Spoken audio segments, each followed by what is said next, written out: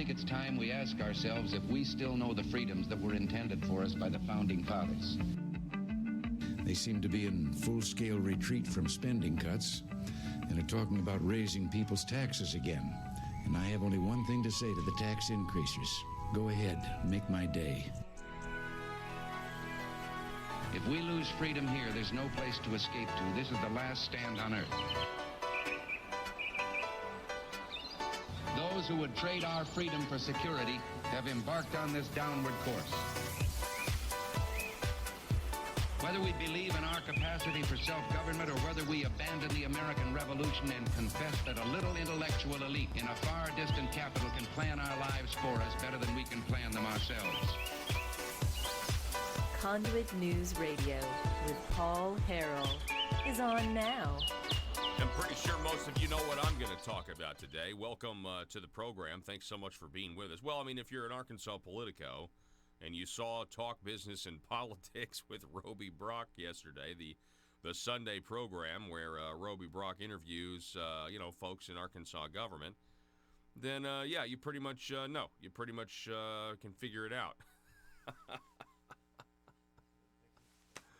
I can't believe this. Now, we're going to hit on this. We have a great show for you. We got a lot of news to get to. We got 3 guests on the program today. Coming up at the bottom of this hour, we'll be talking with economics expert Dr. Michael Busler. It's always great to have him on.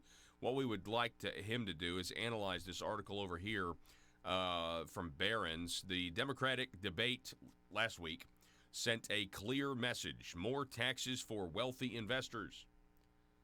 So we'll talk a little bit about that, what that means for the economy. Also, we obviously have this Hillary Clinton-Tulsi Gabbard feud. I'll tell you what the mainstream media – well, I'll just tell you right now, folks, this is a complete setup. They want Tulsi to run as independent in an attempt to siphon votes away from President Trump. I mean, that's just what's about to – they're going to attempt to do this. This is all phony. Tulsi Gabbard is just like the other Democrats. She just has a little slightly different position when it comes to foreign wars. And that's essentially it. She's still basically a socialist, still believes in abortion on demand, still, by the way, still really, really, really well connected. Matter of fact, John Podesta funded her campaign in Hawaii. Did you know that? Yeah, all you got to do is go to the WikiLeaks emails. Once again, those are the gift that keep on giving, and you realize John Podesta, Hillary Clinton's campaign manager, was funding Tulsi Gabbard's campaign in the first place. So this is all coordinated, in my opinion. So we'll talk a little bit about that a little later in the program. Then I want to remind everybody there is this event tomorrow. State Representative Dan Sullivan's putting on a Quest for Quality event where they're going to talk to community leaders about what quality of life looks like. What are the different goals? We talked to Pastor Iverson Jackson on Friday. We talked to Dan as well. We're going to be doing an interview with Felicia Johnson Cobb.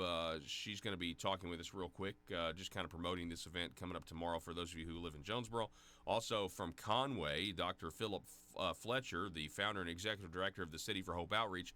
We'll be talking with him today on the program as well about this event. Now, in the meantime, we've got to talk about this. So I have been asking a lot about China. You guys know this. Hong Kong strong. That's our board. It was our graphic all last week that's up on the screen there. We've been asking, does Governor Asa Hutchinson support the Hong Kong movement, the Free Hong Kong? And yet, we're in the wake of all of this, the NBA kowtowing, all these corporations kowtowing to China, willing to ignore the fact that they're brutal communists. Here in Arkansas, we try to recruit those businesses for the promise of jobs. I mean, we are literally willing to just, ignore and sell out, basically, if you'll give us money and jobs. That is what our economic development policy has been. I mean, at least that's a principle that clearly, it's inarguable. And maybe some of you make a reasoned argument. I don't think a reasoned argument, but maybe some would argue that you could.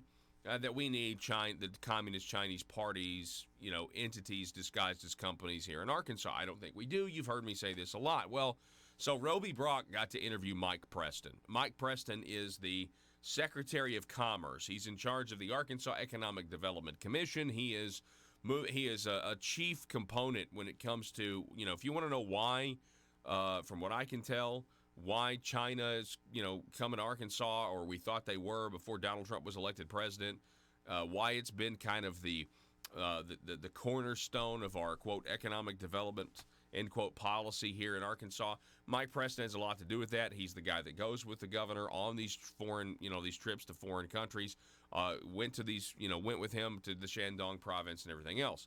He's the guy who's on record saying, listen, I'm in contact with the Chinese officials every day. We're trying to get these Chinese deals to come to fruition in spite of the trade deal that's going on. Well, he decided to go on Talk Business and Politics with Roby Brock, and Roby, to his credit, asked, what about Congressman Rick Crawford? Congressman Rick Crawford has come out and said that these Chinese deals are a Trojan horse. He's come out and said that these Chinese deals, that they're not here to help us. That's what Congressman Rick Crawford has said. He said it on Roby's show, said it on my show. Here is, go ahead and play this, Joe. The headline, Talk Business and Politics, headline, Commerce Chief breaks on new Chinese projects in U.S. Arkansas projects are found in India and the Arab Emirates, UAE. But listen to this quote. I've got it. I want you to hear the audio. Listen to Roby's setup. Again, Talk Business and Politics, talkbusiness.net. Go ahead. Patron. Representative Crawford has spoken on the record about his concerns about Chinese investment in the U.S. and in Arkansas in particular. I think 3 projects are in his congressional district. As a matter of fact, are his concerns warranted, the things that he's brought up? As a member of the Intelligence Committee, I'm sure he sees information that I'm not privy to, so he knows things that we don't. I know that China is the second largest economy in the world. We need them to continue to be prosperous. They need us to continue to be prosperous. I think the sooner that we can come to a resolution on this trade war, and obviously the intelligence concerns that the Congressman Crawford have are part of the issues that the Trump administration are trying to address. Hopefully those get addressed in these negotiations, and it's not a concern. I'm very confident in the companies that we've located here that are not a security threat to Arkansas or to our national security. So I feel pretty confident in that.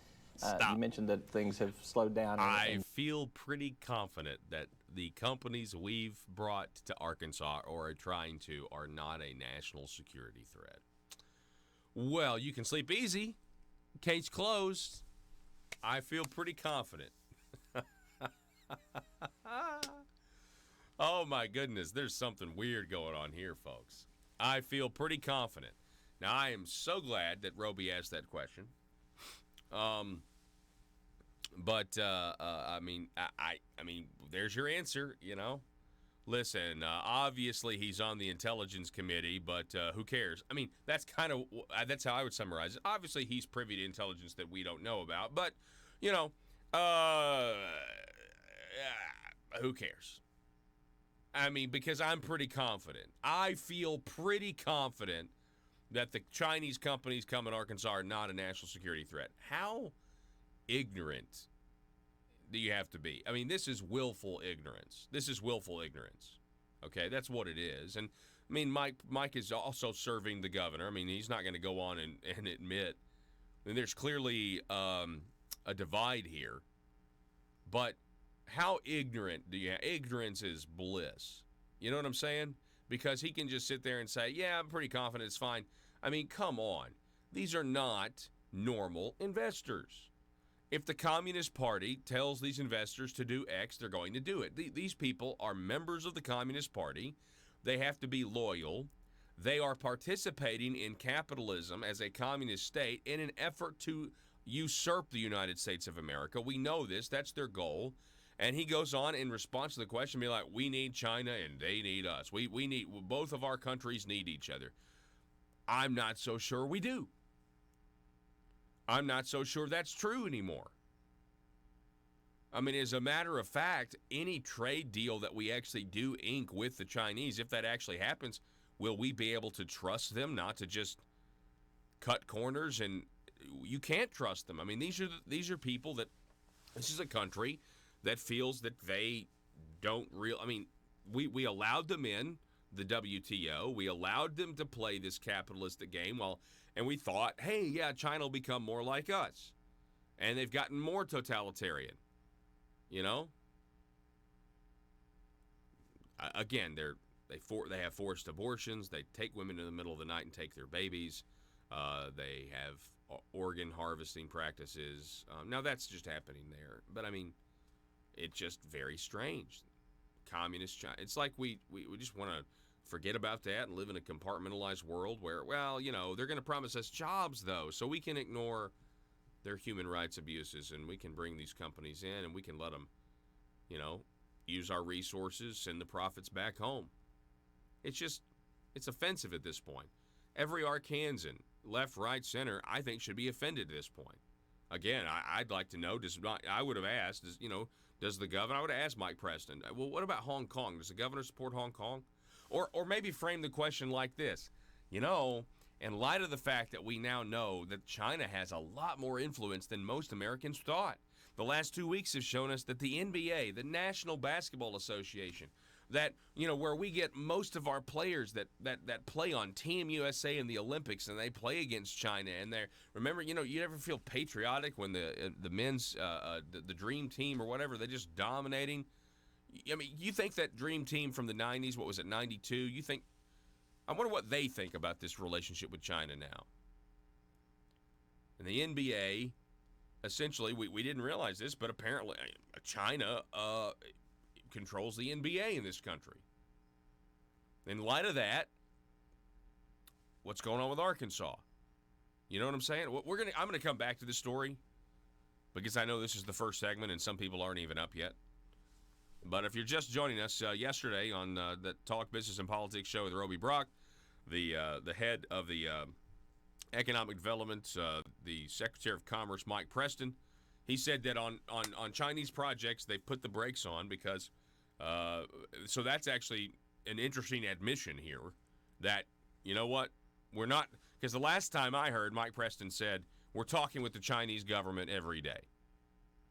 Of course, last week, the State Department came out with new rules saying if there's any Chinese national that plans to talk to a local state government official, they've got to tell us about it report to us that they're going to be engaged.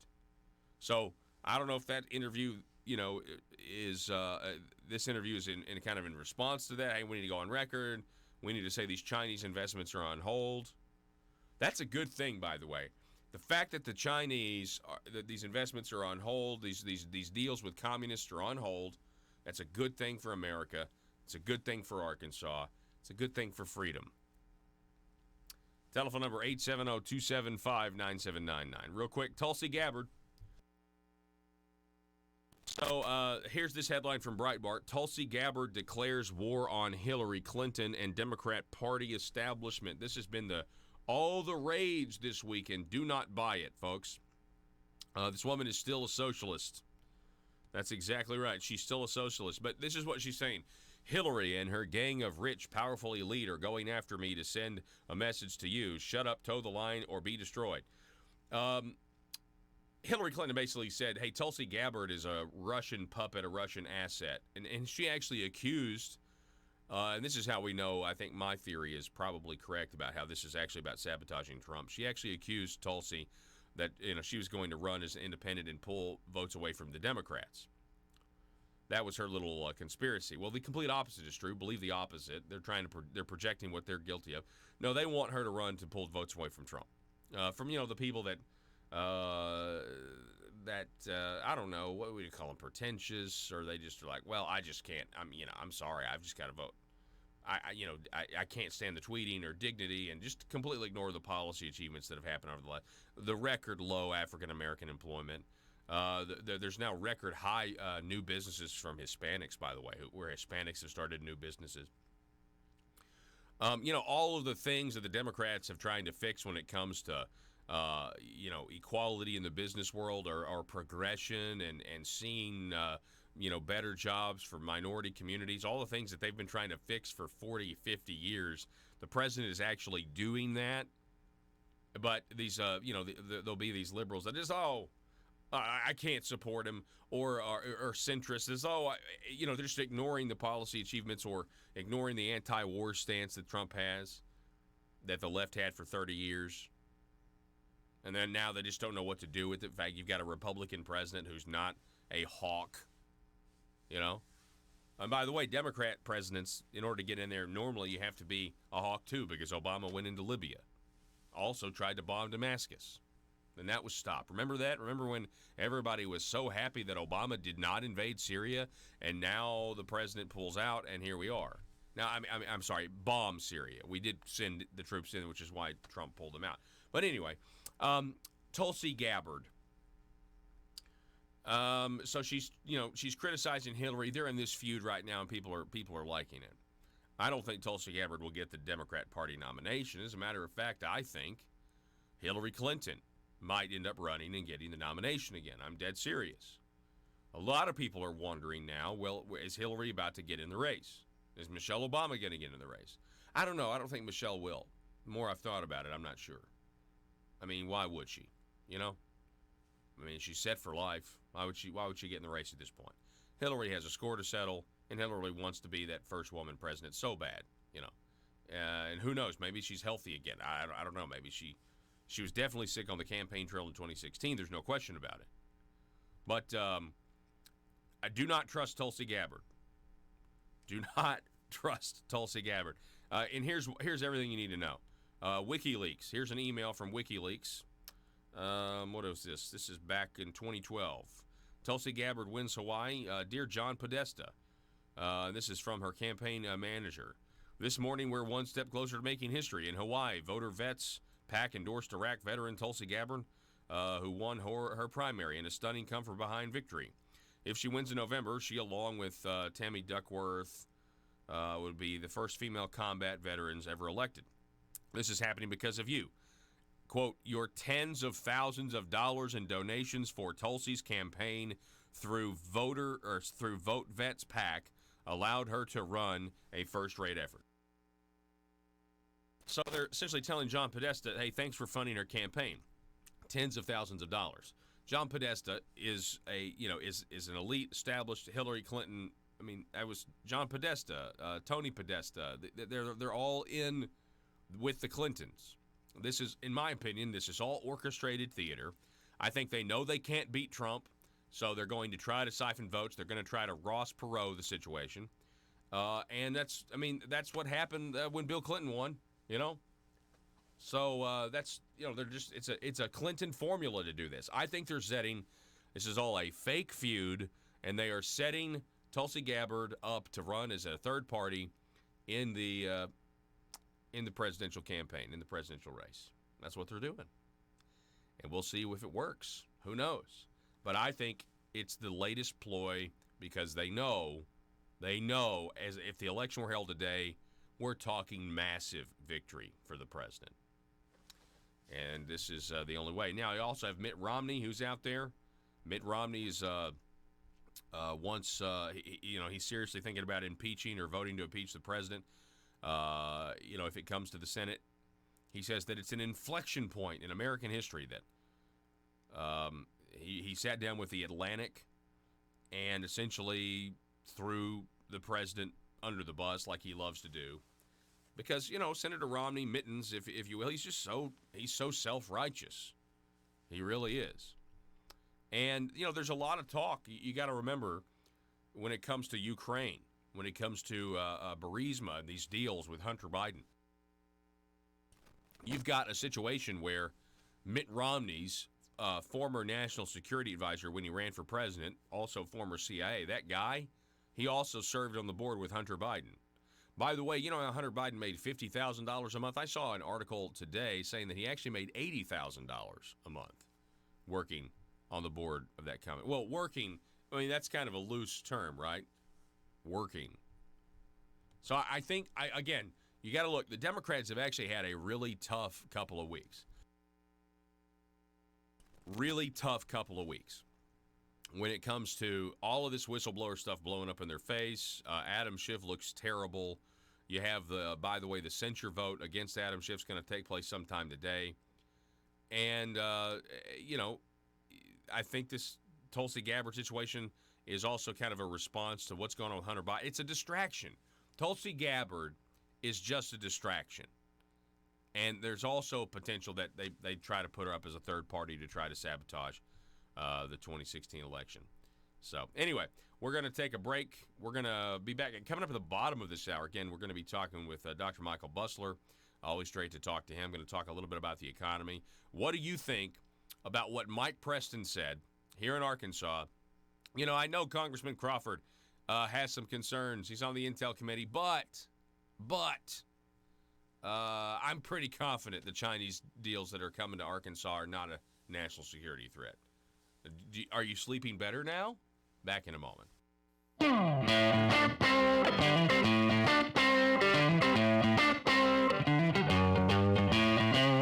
State Representative Dan Sullivan is in studio with us. Dan, how's it going, sir? Great, Paul. Always good to be here on Johnny Cash Friday. Yeah, man. Always a little more energy, and just love those songs and love the Friday show. Oh yeah, it's always great to have you in.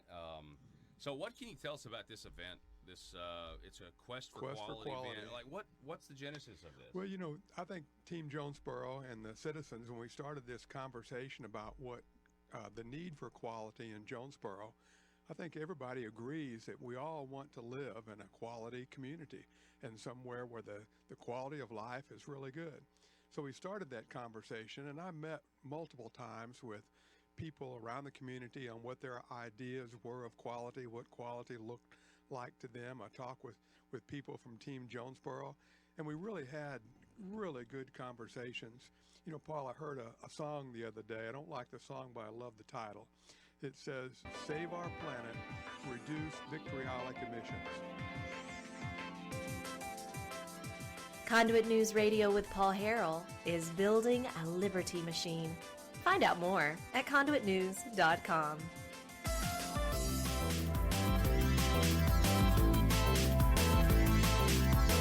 It's kind of neat. I mean, when you have a member of the of the Hutchinson administration actually answering a question on, the fact that these communist Chinese companies, there's a legitimate worry that these communist Chinese entities disguised as companies might not be a good thing for the state of Arkansas. And so you have an extension of the Hutchinson administration, Mike Preston, at least addressing it. Now he says, we're confident that that's not a problem, but at least there's finally been a comment on it. And again, the next question from any reporter, building on what Roby Brock just interviewed, again, Mike Preston, the head of economic development here in Arkansas, the next question would be, well, does Governor Hutchinson support a free Hong Kong? And if the governor were to come out and support a free Hong Kong, would that torpedo Chinese deals? I'm just curious. I mean, is it worth it? Like, we've got jobs at stake. There's a lot of money at stake. Well, okay, is money worth it? Is money worth just saying, oh, okay, well, we don't really need standards or principles. I mean, who cares? I want you to understand something. I want you to keep something in mind with all this. Those people over in Hong Kong are fighting for their lives by protesting. Think about that. If the Chinese government gets their wish and does away with what remains, the rights that remain in Hong Kong that are left over after British rule, if they get what they want, if the Chinese government, you understand, like, they know they're going to be arrested, they know their organs are going to be harvested. They're over there waving the American flag. Think about that. They're waving the American flag because they want what we have. They want what we have here, and they don't have. Which is some modicum of certainty that the government's not going to come into their house at night and force their pregnant wife to get an abortion. Think about that for a second. Yeah, so do I know the question, does ASA support a free Hong Kong? Do I know it's politically inconvenient? Absolutely I do. Is it a rib? Yeah. Yeah, it is. But it's actually really serious if you stop and think about it. It's kind of bigger than just your typical political gamesmanship, if you will. I mean, for those folks over there, it's life or death. That's why they're protesting. That's why they're doing what they're doing. They don't feel like they know what will happen. And honestly, there's a Tiananmen Square moment probably about to happen over there for those folks. Keep them in your prayers. Back in a moment.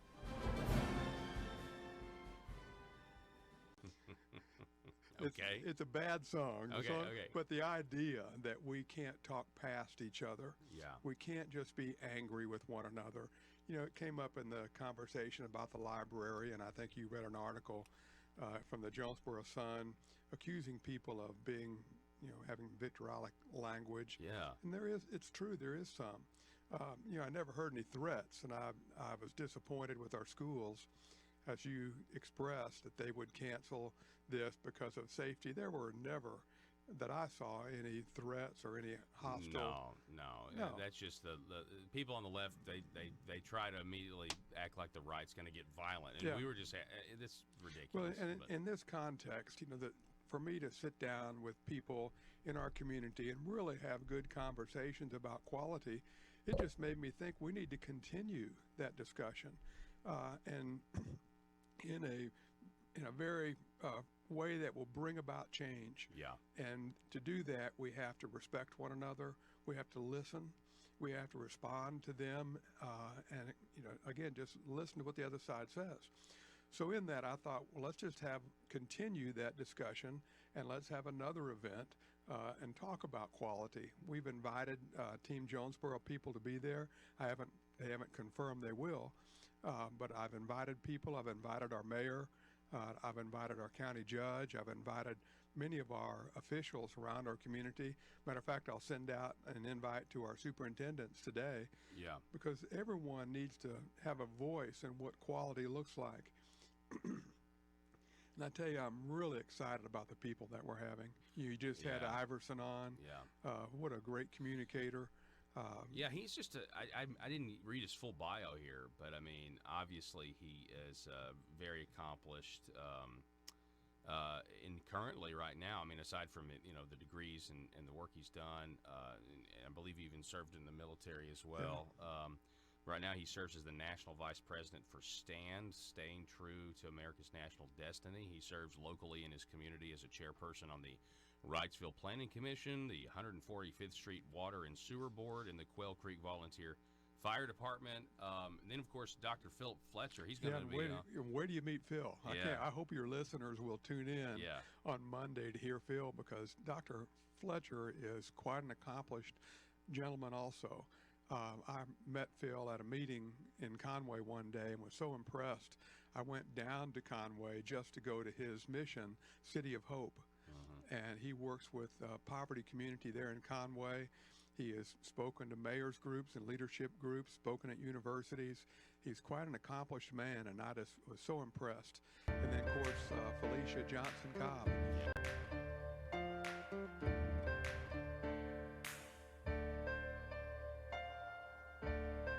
Bringing you your daily dose of truth. It's Conduit News Radio with Paul Harrell.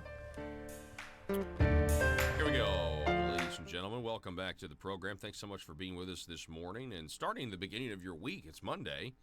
With us here at the intersection of conservative ideas and reality, I want to welcome back to the program. We've got economics expert Dr. Michael Busler, who's a public policy analyst and professor of finance at Stockton University. Dr. Busler, good to have you back on, sir.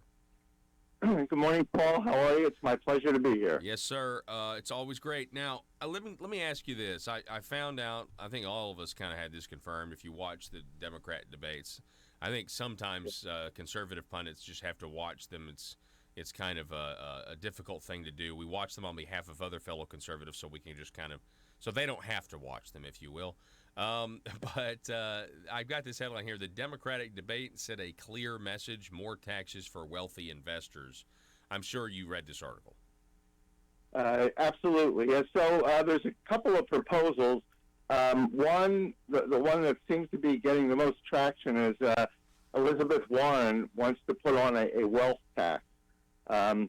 And I think she said it's 2% of the value of wealth, if it's between $50 and $100 million, and then it goes up to 3% on amounts above that. So you're asking people to pay taxes on money they've already paid taxes on. So in other words, the way they accumulated their wealth is they earned income, paid taxes, made some investments. With the after-tax income, the investments have turned out to do fairly well, and they accumulate their wealth. So Elizabeth Warren wants to not only tax the income that they make, but also tax that wealth. She says the reason is she wants to reduce income inequality because the very wealthy make so much more than average people. That will actually make income inequality worse. And the reason is by raising that much taxes on the upper classes, highest income earners and those with the most wealth, you're destroying capital formation. In other words, if they pay an extra million or so a year in taxes, that's less money going into investments they would have and less capital being formed. Since we have a capital-intensive economy, the less capital you form, the slower economic growth. So by continuing to raise taxes, particularly on the upper classes, you reduce capital formation. That's going to slow economic activity. And when you do that, you'll run into the same situation we were in from 2008 to 2016, and that is a very stagnant economy. And when you have stagnant economy, the upper income earners find opportunity. It's the lower income earners that don't, and they end up having their incomes go down. So this will not accomplish what Elizabeth Warren wants. It will stagnate the economy, and it's an overall terrible idea. I saw a statistic about, just household income and how it's risen under the president. I mean, especially if you compare it to previous administrations. I mean, he's actually doing, he's not getting the credit for it in the media, but I mean, that's a positive. It's trending upward, that figure. Yeah, absolutely.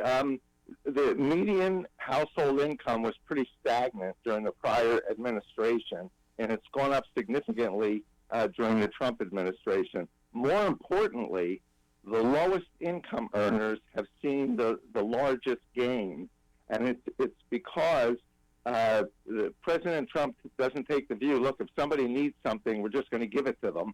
And that's what the Democrats do. We'll give you health care. We'll give you money to pay for college. We'll just give you things.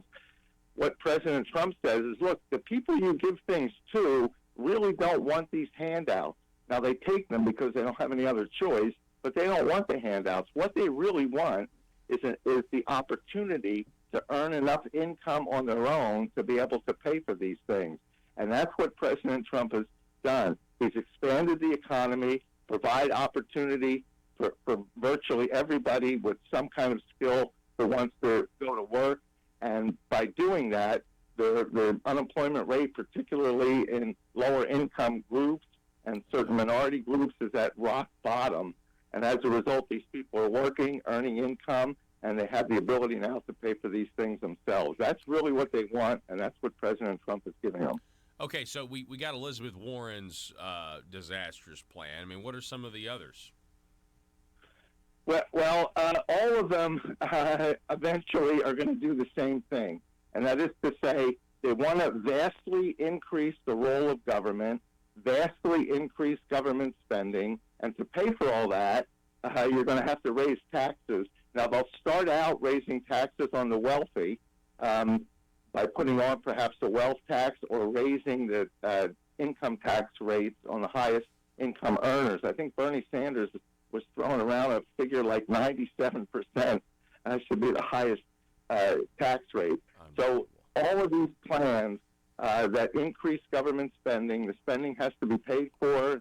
It will be paid for by raising taxes. There's not enough wealthy people to pay for all this. It's going to end up coming down on the middle class. So we're going to end up with a high tax, high government spending economy, and every time that happens in anywhere, that will stagnate economic growth and again make income inequality worse, not better.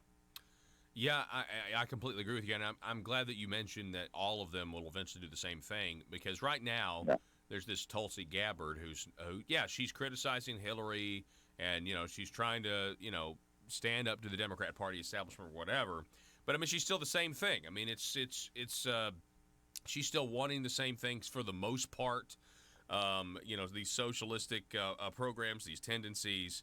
And I kind of feel like, personally, I was just kind of toying with the idea that maybe this is all happening, it's all theater, it's all staged.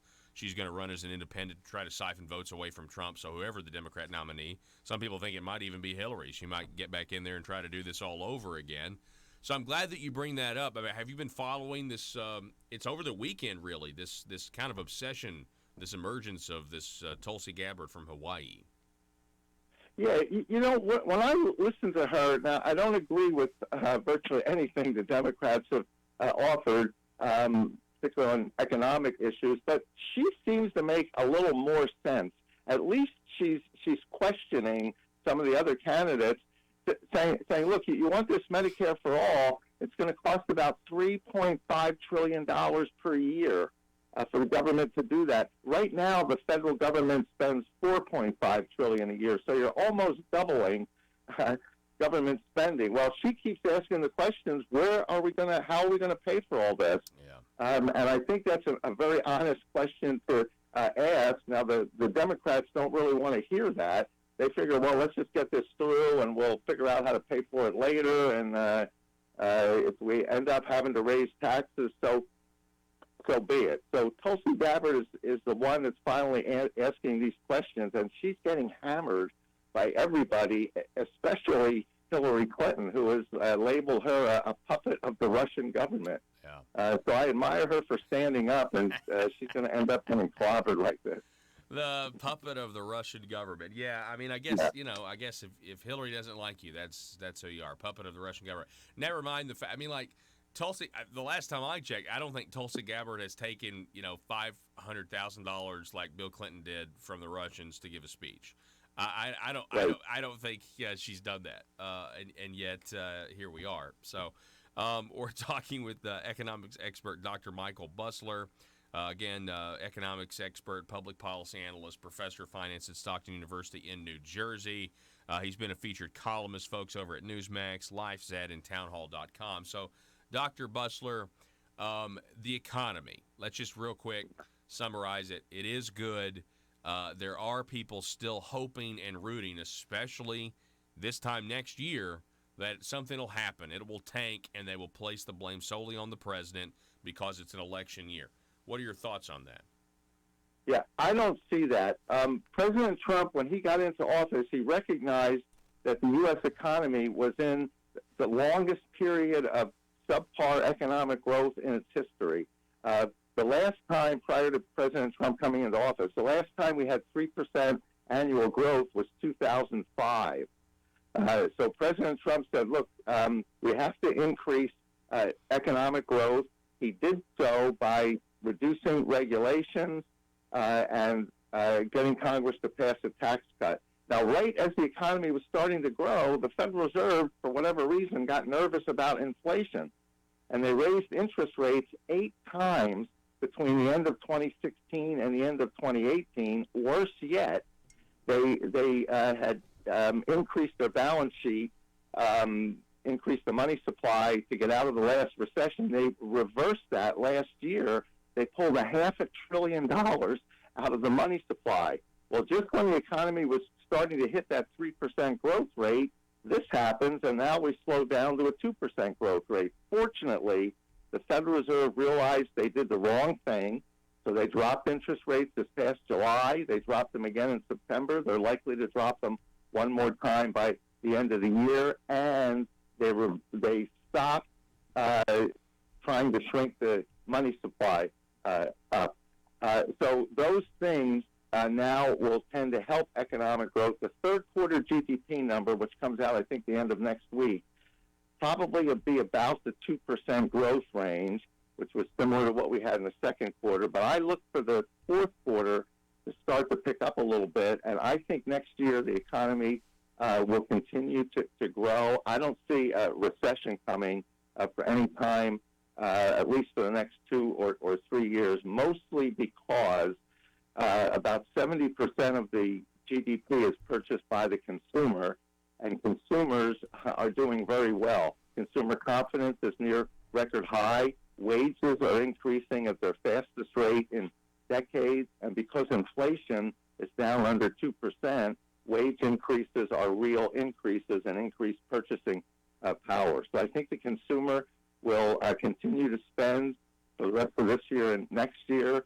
I also think business investment, which has dipped a little bit this year, mostly because of uncertainty, I think that'll start to pick up a little bit next year, too. I'm optimistic that the deal between U.S. and China, first phase of which should be signed in the next couple of weeks. But I'm confident that that's going to start to yield some positive results, also helping the economy. Yeah, I think a lot of people are wanting some sort of resolution. I don't know if we can ever trust whatever the Chinese agree to, but can I ask you this, though? And I know this is speculative, but, the president was out there promising, big GDP numbers, a lot of economic growth. And we had several interviews where we talked about it. Is it possible the Federal Reserve lowered interest rates, not because they were worried about inflation, but because they did not want Trump to be successful? That it was a political decision for some people in the government. Is it possible? I certainly hope not. I guess it is possible, but the Federal Reserve is supposed to operate independent of politics. They're just supposed to take a look at their goals, and the goals for them are to have the economy grow, have stable prices, and full employment. And they're supposed to be non-political, just looking what's right for the economy. So it is possible politics come into play there. I really hope it doesn't come into play very much, because it sort of fouls up the way the whole system works if politics comes into play here. Yeah. Dr. Bustler, hey, I appreciate it. Thank you so much for giving us this report, and we'll do it again soon. Thank you, Paul. My pleasure. All righty. Folks, we'll make a smaller YouTube video of this up at Conduit News. Go to the YouTube channel, like us, subscribe to it, click the little bell to receive notifications. It's Conduit News on YouTube. We'll be back here in just a moment. Here in Jonesboro, again, a woman who knows what she believes and is free to express it. Love and Felicia, just man. love her too. And these people, I don't agree with all of them all the time. I've read some things by Phil that I just kind of go, whoa, let me think about that. Again, Felicia will come out with what she believes, and it really stimulates my thoughts. And those are the kind of people that we're going to have at this quest for quality.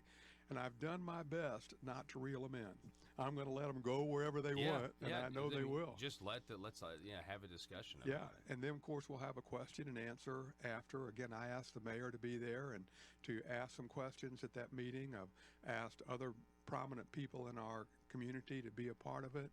So I'm just really excited about the opportunity for our community to expand that conversation about what quality is in our life. Yeah. I was at the Chris Ann Hall, was here just a few days ago, last week, and Chris Ann had a couple of statements that really caught me. One of them was that liberty equals freedom plus morality. Now, you see that statement all across, and many other people have made a similar statement, but it's very true that when we're going to have expressed the liberty, or have experienced the liberty that our Constitution allows us to have, then we must have the freedom, but we also must link it to morality. And I think I heard you talking about that earlier. You're talking about us working, having Chinese businesses, and the trans conversation that we're having at the library. Our Constitution allows for freedom for all. And it's big enough whether you're Bob Maloney here with a developing story from ASA News The Parrot. China is coming to Arkansas. We go live to the press conference where the Communist Chinese executive is addressing Arkansans for the first time. Let's listen into the translator. On behalf of the government of the People's Republic of China, we invite you to come and visit the newest named city in Arkansas, China, Delphia. We are very pleased to own an American city. Our communist government is proud to do business with the mediocre state of Arkansas. We are happy to take your money and your trees and send the profits back home. The Communist government of China was pleased to learn the taxpayers of Arkansas are excited to contribute their money with the hope, if you build it, one day jobs will come. We are excited to take your fields of capitalism and turn them into fields of communism, where every Arkansan has nightly dreams of Mao. China is looking forward to our investment of $1 billion in what is now called Arkansas. We see this as an investment in our future, and that future will be called New Beijing. Chinese investment will make Arkansas a great place for jobs, as the People's Republic of China will succeed where the Soviets failed. As we build our roots deep in Arkansas, we are thrilled with the potential new ideas and advancement we will share with our people back home. Soon we will have the world's largest runway in the South China Sea, and we thank Arkansas for contributing to our noble cause. In closing, once we make China great again, all of you will see the glory of the revolution of Mao. And Arkansas, whatever you do, please never call the FBI. Paul Harrell, parody.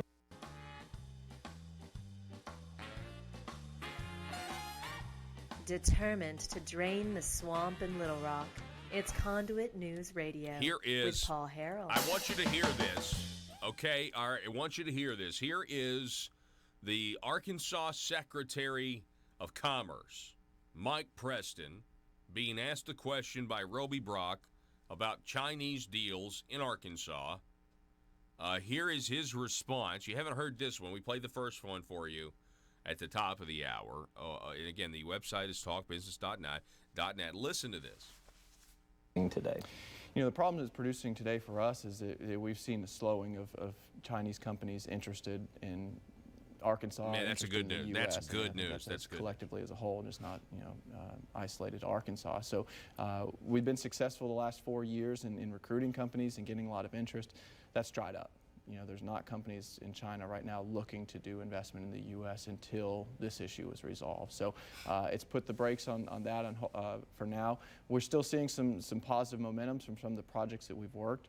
We'll be going next week up to Jonesboro to do the grand opening of Ricever, a Chinese company that makes counterweights for heavy machinery and equipment. Somebody asked about built Hong a Kong. facility. They're going to start hiring, but we are doing the ribbon cutting for that. So some of these projects are moving forward. So we still have that vested interest. We want them to continue to invest their money, but things have really kind of been in a holding pattern. Representative Crawford has spoken on the record about his concerns about Chinese investment in the U.S. and in Arkansas in particular. I think 3 projects are in his congressional district. As a matter of fact, are his concerns warranted, the things that he's brought up?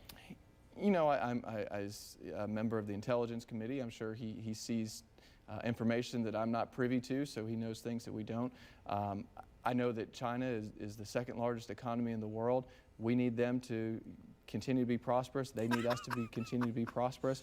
I think the sooner that we can come to a resolution on this trade war, and obviously the intelligence concerns that Congressman Crawford have are part of the issues that the Trump administration are trying to address. Hopefully those get addressed in these negotiations, and it's not a concern. You know, I'm very confident in the companies that we've located here that are not a security threat to Arkansas or to our national security. So I feel pretty confident. Stop.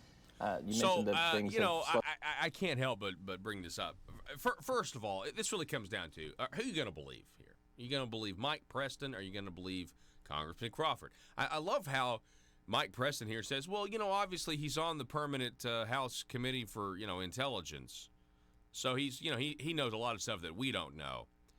But we're not going to take his word for it. Because we're confident. We're pretty confident.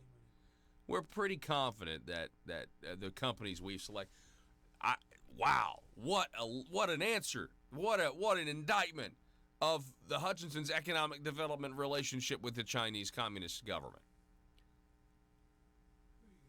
I mean, now think about this. I think the government of Troy was pretty confident that the horse was a gift and was really interesting and wasn't chocked full of Greek soldiers ready to slaughter and overthrow the city. And the reason I bring up the Trojan horse is because that's exactly what Congressman Rick Crawford has compared these communist Chinese deals to on this program. As a matter of fact, you can go to conduitnews.com and check out the article, the write-up on it, with some of the quotes from the interview we did a couple of months ago with him, where he said it's a Trojan horse. Now, he clarifies, he says, I'm not against economic development, but when it comes to the communist Chinese, absolutely, this is a problem. Now, he went on Roby Brock's show a couple of weeks ago, this same program that Mike Preston's now in today, and said the Chinese government, they are coming to Arkansas, and it's not a good thing, and that you cannot trust them. So whatever good feelings that Mike Preston has about the companies that they've recruited from the Shandong province, you have a guy who's on the House Intelligence Committee that says don't trust them. You have a guy who's saying, Congress, do not do this. Mike Preston and such, and what do you know? You just know a bunch of classified information you can't share. There are red flags everywhere about this, and yet nothing. Nothing. If it wasn't for President Trump, and we were having to say the words President Hillary Clinton, these Chinese would be all, the Chinese companies, they'd be all in Arkansas right now. Now, think about that for a second. You think that's strange? You think that's odd? I certainly do. If Hillary Clinton were president today, all of these Chinese deals would have gone through. All of them. And I think, based on what we were asking, all last week, the question really was, does the higher-ups in Arkansas government, do they support a free Hong Kong? And I think at this point, the answer is no. That would be what my guess would be. The answer would be no, because if they would say yes, it would damage any hope that we have of rekindling these deals from here on out. They still are going to try to go through with the China-Delphia one, although they're waiting on them to move the ball forward, is what the article says.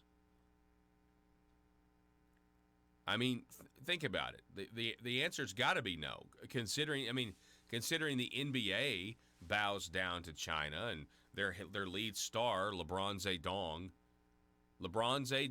of the Los Angeles Lakers, he loves communism in China. If the NBA won't support a free Hong Kong, then I don't think the Hutchinson administration would either, because it would cost us what? Our jobs. I was going to say dignity, but that's, I guess that's already gone or something. Listen, I know this is awkward. I know nobody wants to talk about it, but I'll talk about it because it struck me as odd from day one.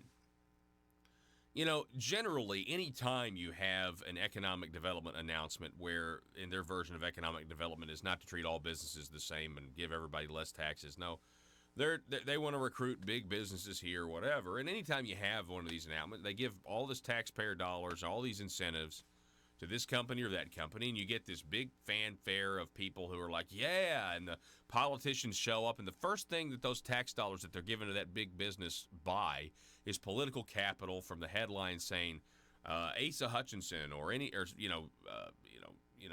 Joe politician announces a deal with this company, and some point in the next 100 years it'll create 50 jobs, and that's what happens.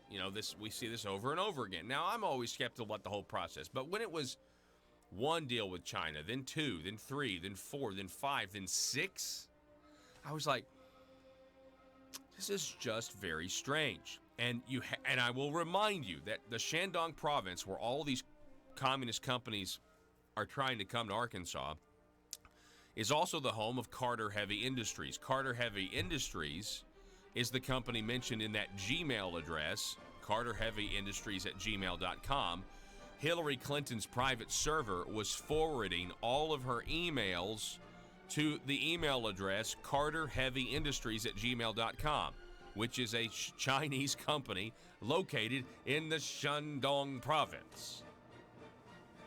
One more hour coming your way next. Broadcasting from the Baker Implement Studios. Baker Implement, serving you with 11 convenient locations. This is News Talk 101.3 FM and 12:30 AM KBTM, Jonesboro. Business wanting to move into our state and our nation, or whether you're trans, or whether wherever you are, gay, whatever you choose to identify as, the Constitution gives all of us those freedoms, but they have to be linked with a moral nation. And throughout our nation's history, we've evolved that conversation about what morality looks like, and we will continue to do that. I don't know if we've evolved it. What's the word for devolve? Devolve. Yeah. Well, the conversation. My point is, the conversation is a valid conversation for us to continue. Women's rights years ago, we had a completely different view of what the rights of women were. Minority populations. We've always had those debates over what it looked like, and those are great debates to have.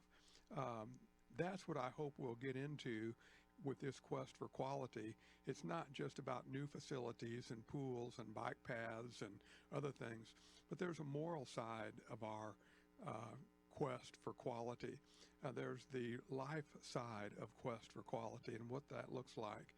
Personally, I think that's why I moved back to Jonesboro, because of the moral sense that we have in our community, and how important that is. So we're going to get into some of that at our discussion next Tuesday. I hope all your listeners will be there. We'll be live streaming on my website also for those that can't be there.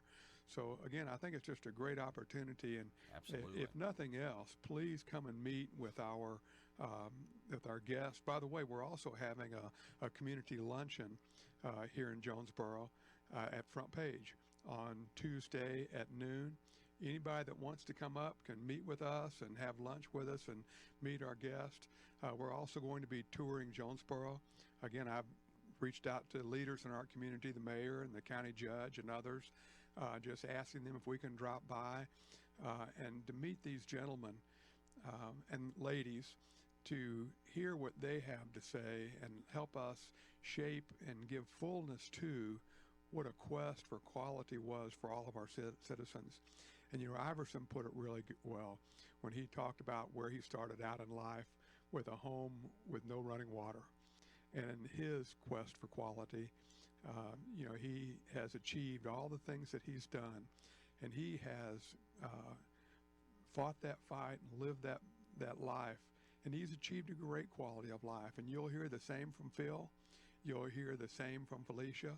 So what great examples of people who have faced challenges in the quest for quality, and what a great opportunity for our community to hear those people and question them and talk about what we can do in our community. Yeah. And I was talking to somebody the other day talking about, we do, there's got to be some, like you said, it's more than just, new facilities, if you will. There's also also the desire to not leave communities behind as well. And this is something that's not talked about on the right. And I fully support our library's ability to bring in people of different persuasions, whatever those perspectives, whatever those are. I support that. It's a good thing. However, I also support educational freedom.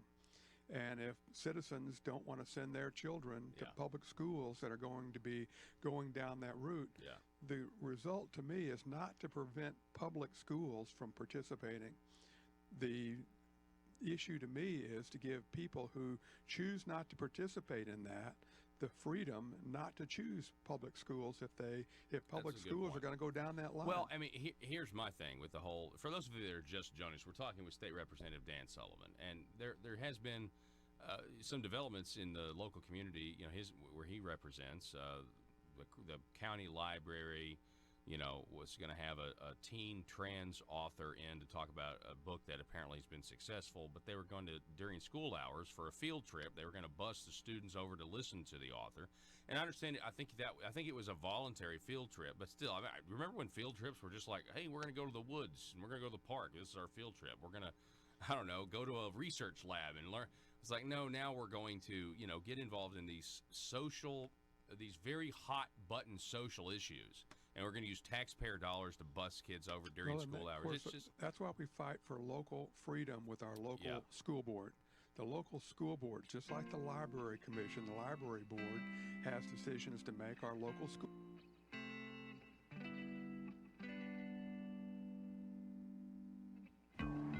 I think it's time we ask ourselves if we still know the freedoms that were intended for us by the Founding Fathers. They seem to be in full-scale retreat from spending cuts and are talking about raising people's taxes again. And I have only one thing to say to the tax increasers. Go ahead, make my day. If we lose freedom here, there's no place to escape to. This is the last stand on earth. Those who would trade our freedom for security have embarked on this downward course. Whether we believe in our capacity for self-government or whether we abandon the American Revolution and confess that a little intellectual elite in a far distant capital can plan our lives for us better than we can plan them ourselves. Conduit News Radio with Paul Harrell. Hello. Now. Welcome. It's hour number 2. Thanks so much for being with us, folks. My name's Paul. You found the intersection of conservative ideas and reality, and we're building a liberty machine here. It's Monday. It's 7:06, and thanks for starting your week with us here. There is an event coming up tomorrow night on the 22nd in Northeast Arkansas, Jonesboro, at the First National Bank Community Room. This is called the Quest for Quality of Life. It's hosted by State Representative Dan Sullivan, where he set up a panel of folks who are going to be talking about quality of your life, what it looks like. On Friday, we talked to Iverson Jackson about this, and Dan as well. Today, we're going to be talking with Dr. Philip Fletcher of Conway and the City of Hope Outreach. That's coming up at 7:30. But we start this hour talking to the current owner of New Door, which is a real estate brokerage in Northeast Arkansas Real Estate School. Her name is Felicia Johnson, and she joins us now. Felicia, how's it going this morning? Hey, everything's good. It looks like we missed most of the storms, and I'm proud and blessed because of that. Yeah, it has been a rainy morning, really across the state it has. So, Felicia, you're a 20-year real estate broker. You were able to navigate your business through the recession. You also have taught others to do the same, as well as taught others, this valuable skill of being a real estate agent. You do this again with your business, Northeast Arkansas Real Estate School. So, what are you hoping to accomplish by being a part of this panel tomorrow night? My number one goal is to help people understand that quality of life, or the quest for quality of life, does not look the same for everyone. And in order for communities to try to help citizens with quality of life, I think they need to understand that so that certain sections of communities are not left out.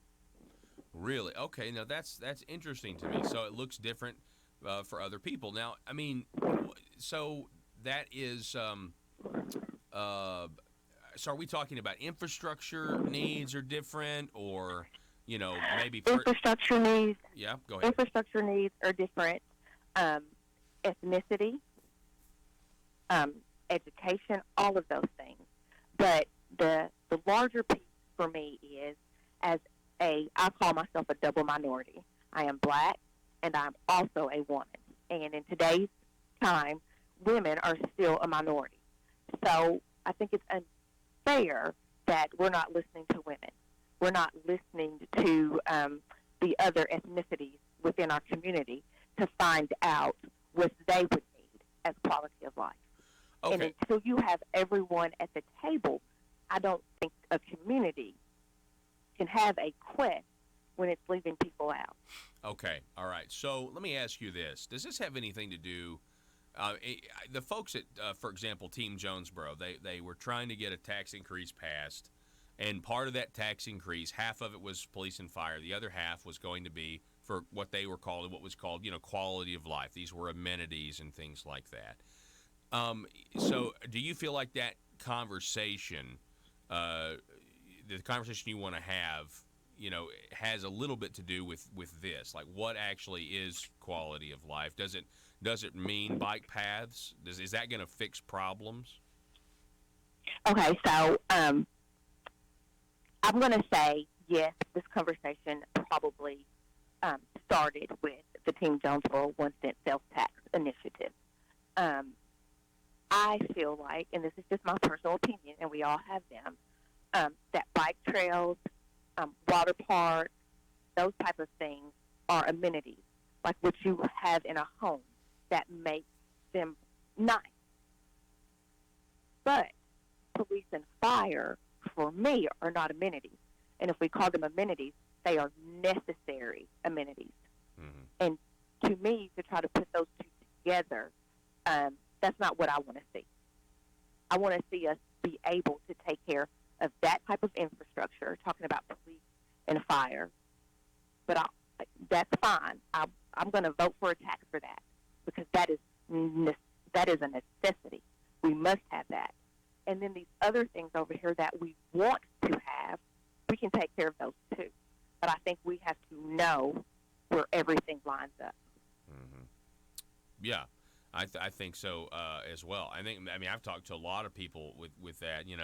If you're going to vote for a tax increase, which, I mean, I have told people this in the hindsight, in the wake of the sales tax. I've said, if they'd have just said specifically what the money was going to be used for, specifically guaranteed this project, I might vote for it. And then I'm like, well, I probably still wouldn't have, but I know there's a lot of people that would have if it was just like going to bind the government and make the government spend the money on what they're telling people they wanted to spend it on. And I'm not sure that I still would have voted for it either, even with those things listed out. Paul, I heard Tim Jonesboro say a lot to Citizens Tax Enough, like, we have a plan and you don't have a plan. So since you don't have a plan, you can't be talking. Well, I don't have a plan. However, I still have a right to speak, and I have a right to talk and say, hey, you want amenities, you want bike trails, you want a pool, you want whatever it else, and I can't even say whatever it else because I don't know. Well, we have people that need to eat. We have people that are in communities in Jonesboro that we don't talk about and that we are leaving behind. And I cannot imagine that we are going to do all these things for amenities to try to keep people here or to draw people from somewhere else to come here, and we're going to leave behind our own citizens. And I'm not good with that. Okay, now it's kind of a clearer picture. So you're saying, look, a discussion needs to be had to say, okay, look at some of the lower socioeconomic communities that are out there, and the solution was, to fund projects that were going to give better quality of life. And you're saying, hang on, wait a second. Let me ask you this. Did it kind of seem strange? Everybody pays a sales tax, and so you're now, all of these poorer communities who don't have as much, they're now going to be they're being asked to pay more, for a water park or whatever. So you're saying maybe that was not well thought out, or what are you saying there exactly? I don't know if I would necessarily say not well thought out. Okay. I think some people were not at the table. That's the problem. I got you. When you don't have, if you're going to look for the quest for the quality of life, then you need to talk to all communities, and you need to have representatives at the table so that I can make sure that, okay, so we're going to increase taxes, and maybe part of those taxes are going to fund a city pool that is out wherever it's going to be. Well, if this family that's already struggling, now it's going to pay an extra tax, and then still not maybe be able to have the funds to go to the pool, how does that help their quality of life? That's just another amenity that is out of reach for them. Yeah, that's interesting. Yeah, because it does. Because when you have, let's say, the pool seems to be the thing that everybody wanted. or the water park or whatever was coming. I mean, who even knows? But yeah, you still got it. So you pay the sales tax every time you buy, but then you're still going to have to pay something, assuming to get into the pool. Correct. Absolutely. Interesting. And so that still would be out of reach for some people. So when we're talking about these amenities, who are we talking about these amenities for? For people who can afford them? Mm-hmm. Yeah. So again, you still leave someone behind. And now listen, I am not saying that we need to pay for everybody to be able to do everything. That is not what I'm saying. But what I am saying is, as a community, I am not as worried about having other people outside of Jonesboro think that this place is fantastic because we have all these amenities and not do our level best to take care of the citizens that we have here. You have to take care of home before you take care of anywhere else. Interesting. And that's kind of I'm hearing that on the national front too. Not to kind of, bring up a national issue, but there's a lot of people that feel that way when it comes to not securing our border. It's kind of the same concept. It's like, whoa. Some people are promising free health care for illegal immigrants, and there's people like, hang on, wait a second. We don't even, we don't even have free health care, and we're actually Americans. We were born here. And so I think it's kind of a similar, you definitely can compare the two situations, Absolutely. And I'm going to, let me say, if this may not be PC, but I'm going to do it anyway. For people out there that know the Bible and read the Bible, they can help me more with this. There's a verse in the Bible that my mom always used to quote to me, that someone who doesn't take care of home is worse than an infidel. Well, we got to do that. Yeah. Well, and I will say this, and I know you would agree with this too. The folks, with the Team Jonesboro thing, I mean, they definitely had really good intentions. I mean, I've talked to them. Oh yeah, absolutely. Yes. I mean, go ahead. I have no problem with that at all. I have no problem with them saying, "Hey, we want to keep good people here, and we want to bring good people to Jonesboro, and we want to offer them a product that they would stay here for or come for." Mm-hmm. Yes, absolutely. But I think more people need to be at the table because we have people inside our city that are suffering. Yeah. Well, I think that's a great point, and I look forward to hearing how this event goes. I know it's going to be streamed online. I know city leaders are invited to go and hear this event. Again, it's tomorrow night, 6:30 to 8, First National Bank Community Room. It's called A Quest for Quality of Life, put on by State Representative Dan Sullivan. And Iverson Jackson will be there from Zoe Bible Church, the pastor, Dr. Philip Fletcher, and Felicia Johnson. You guys are part of this panel, and I really appreciate it. You coming on this morning, Felicia, and I wish you the best luck. And I agree. I think let's just have a conversation. The fact that we are in the wake of the tax failing, and people are trying to figure out maybe what we do next as a local community. Well, okay, let's have a conversation. Let's continue the dialogue, and hopefully at the end, everybody will be at least a little bit happier than they are now. There's always a medium. There's always a compromise. Yeah. And people that I've talked to want to help fund what police and fire want, and they want to help fund these amenities.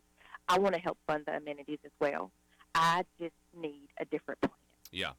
Felicia, appreciate it. It's always great to talk to you. Felicia Johnson. Paul. Yes. Have a great one. Okay. Goodbye, everybody. Have a good day. All righty. We appreciate it. 870-275-9799 is the telephone number. 870-275-9799. And if you want to contribute, we're going to be talking actually with Dr. Philip Fletcher from Conway, founder and executive director of the City of Hope Outreach. I want to know what that organization's all about. I gotta know. Real quick, one more thing. You know what I think needs to happen, and I'm serious about this. I think some of these individuals, I know this is going to be controversial. I think some of these people who got Team Jonesboro started, I think they need to run for city council. I'm serious. What kind of turnover have you had in city council?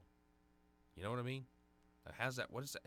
I think some of them, because when I was at the local Tea Party meeting and Team Jonesboro came, and they, for those of you who don't know, Team Jonesboro is this, it's like a group or a special interest. They organized and we're lobbying everybody to pass the tax increase for the 1 cent sales tax. And so they came to the Tea Party. It was a very civil debate, and everything was fine. And it was really, good of them to come and listen or present, and we listened.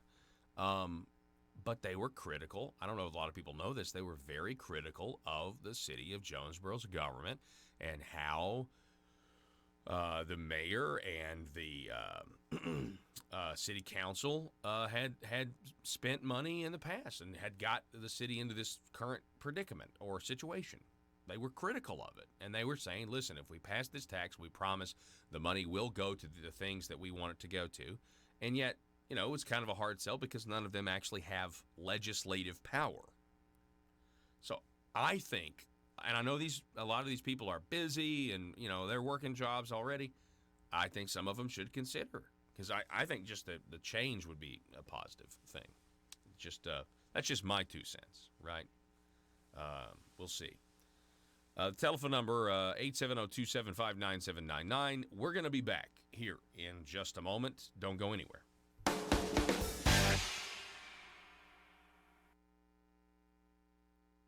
School boards do, and I support that. And if their local school board supports that, that's up to them. We had a bill before the legislature last session to allow Planned Parenthood access to our health curriculum, which would have been embedded in other subject areas. The bill failed. I remember that. Yeah, but it's going to come up again. And at some point, parents are going to say, I choose not to send my child to public school. And I support their freedom of choice to choose another form of education. And they have multiple now. I don't want to get into educational freedom, but if we have to allow our libraries and our public schools choice. I support that. But equally important is allowing families choice. And if they choose, if our public schools go down this path too far, then our parents and families are going to choose not to send their children there. Yeah. Exposing the truth and everything the Marble Palace establishment keep trying to cover up. It's Conduit News Radio with Paul Harrell.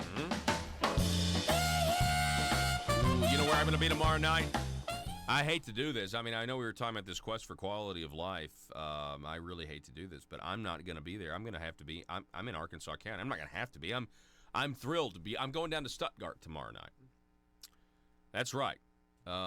Tuesday, 6:30. I will be in Stuttgart speaking with the Arkansas County Republican Committee. So those of you who are listening in Stuttgart, please turn out, show up. I'd love to see you. I'd love to meet you, especially if you guys have never been to one of these Republican meetings. Now would be a good time to become a Republican, as far as I'm concerned. I mean, why not? So I'm going to be talking. I'm going to be giving a presentation, if you will, on the legislative session. And we're going to be going over, the bills that have to do with economic freedom. You know how I start every presentation I give? I say this. I say, on the social issues, Arkansas is doing really, really well. I mean, there's always little ways to improve, like here or there. But like socially, the Republicans, the supermajority Republican state, with the exception of Dan Douglas,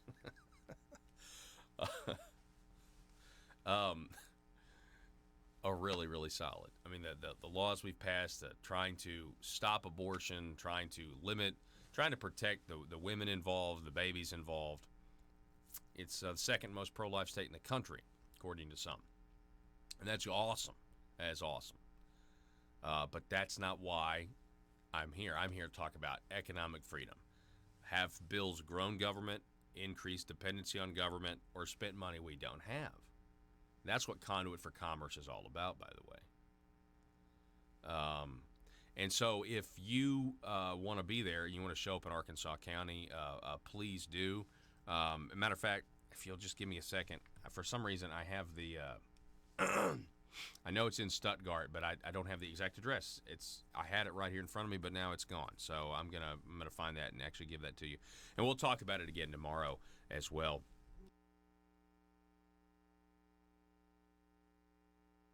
And by the way, speaking of what Conduit for Commerce is all about, folks, if you guys want to give the government less money, then you need to seriously consider making a tax-deductible donation to Conduit for Commerce. It's very simple. You just go to conduitforcommerce.org and click Support Our Cause, and you can give monthly, you can give one time. It's whatever you want to do. You can give the government less money and give the people who are making shows like this possible, that are bringing you the truth, being that conduit from the capital, Little Rock, to the people, giving information. That's what these presentations are all about. You can give monthly, you can give one time, you can give the government less and give the people supporting your values more. I'm told I'll be in Stuttgart at the Open Season Bar and Grill restaurant. That's at 6:30 tomorrow night. So be there. And also go to conduitforcommerce.org. Click on Support Our Cause. Okay, hey, did anybody see this? Look at this. Let's see here. State lawmakers stymied $1 million for projects in the watershed. Now, this happened on Friday. After we got off the air Friday, they had this committee meeting. It was the Arkansas Legislative Council. Governor Asa Hutchinson's request to transfer $1 million from state surplus money to fund conservation projects and grants within the Buffalo River was held up by lawmakers. Joe, can you show this article? This is one. It's a heck of a headline. John Moritz.